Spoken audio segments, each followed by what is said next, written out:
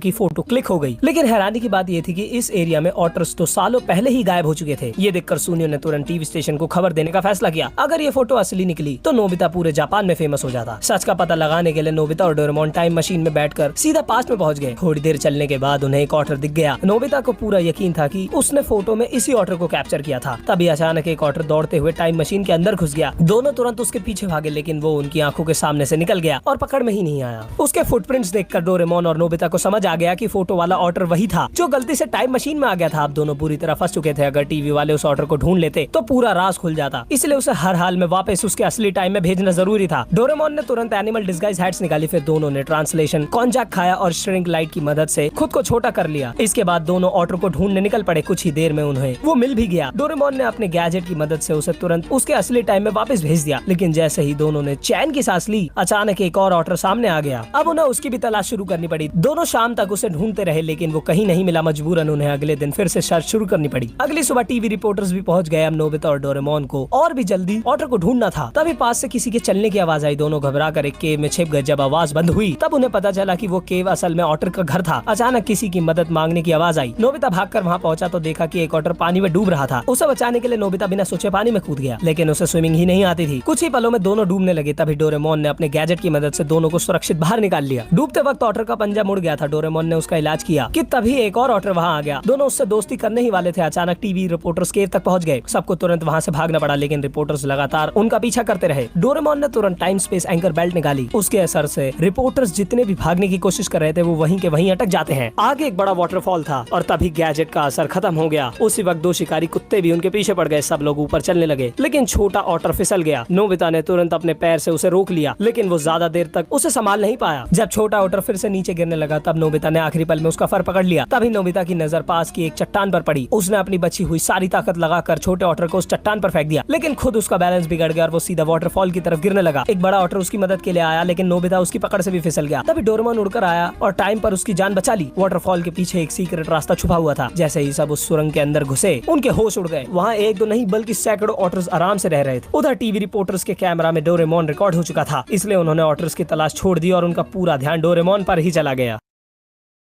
इस